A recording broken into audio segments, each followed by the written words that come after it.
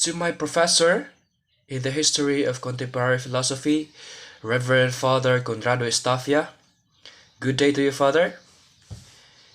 Indeed, contemporary philosophers have gone so far in their contribution for the quest of knowledge. Their thoughts and ideas trolled up my mind as I read and studied their texts. Just as these two German philosophers that I'm going to tap in this video. Let us talk about first Immanuel Kant. He was one of the central Enlightenment thinkers. He has many notable works like his Critique of Pure Reason, but in this video we focus on his Prolegomena to any future metaphysics. By the way, what is Prolegomena? It means a formal essay or critical discussion serving to introduce and interpret an extended work. So to speak, it is a critical discussion to any future metaphysics. Here, Kant presented the distinguishing features of cognition.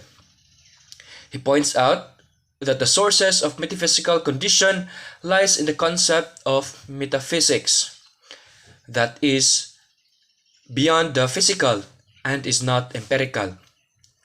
This cognition is a priori, coming from a pure reason. He made a distinction between analytic and synthetic judgments. Analytic judgments say nothing in the predicate except that was actually thought already in the concept of the subject. Like, for example, when we think of a chair, that is, a chair in general, without adding something to it apart from the attributes that make it a chair, or its chairness, such as a standing object that has a flat surface on the upper part and can be seated by anyone. This is what Kant calls analytic judgment. On the other hand, synthetic judgments is simply adding something to a concept that is a predicate. Like, for example, that idea of a chair is added with some other concept, such as color brown, or heavy, or wood. As you can think,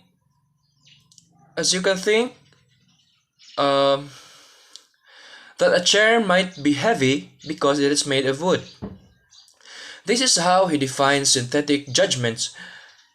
Then he classified the synthetic judgments. First is the judgments of experience are synthetic judgments because, as he have said, it is absurd that an analytic judgment comes from experience. It is synthetic as experience makes one to have more ideas of something that could be attributed or predicated to something in his mind. Second is the mathematical judgments are all synthetic. Like, for example, in my mind, I think of a number. It is 4. It is still an analytic judgment when I think of that number 4. But when I add another 4 and comes up with its sum of 8, it becomes synthetic, for it adds something to that analytic judgment and applies the idea of adding or combining 4 into another 4. And it is in all mathematical solutions and equations. Therefore, it is always synthetic, the mathematical solutions or equations. And the third is, properly, metaphysical judgments are all synthetic. All metaphysical judgment requires many analysis, that is, many analytical judgments. Therefore, it is synthetic judgment with respect to its definition. Then, Kant determines the boundary of pure reason. as he believes it exists positively. Uh, as a line exists as a boundary of space, and a dot exists as a boundary of line. He believes the completion and satisfaction of our reason is to think that we are the highest form of being. He believes that human understanding is discursive and can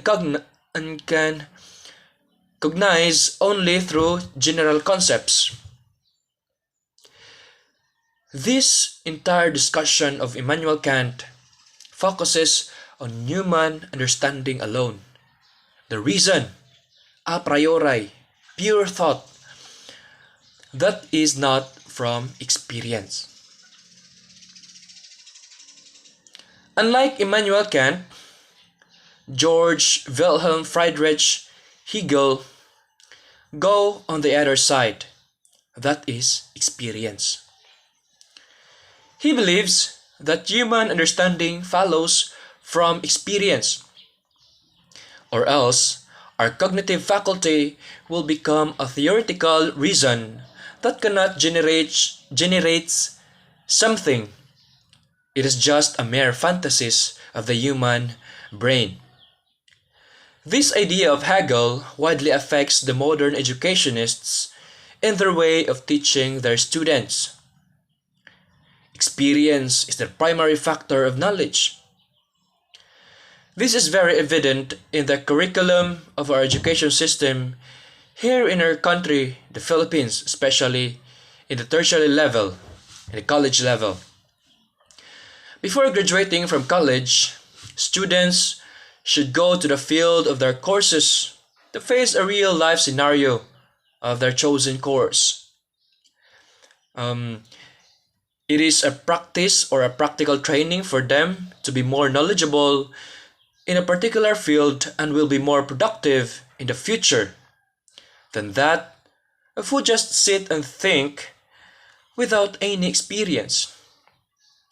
In the end of the day, metaphysics is not useful for our survival, which is the very first thing a human wills.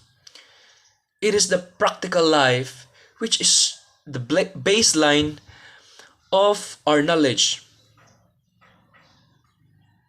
There is a famous line saying, experience is the best teacher. Indeed, it is. That's all. Thank you for listening and God bless you all.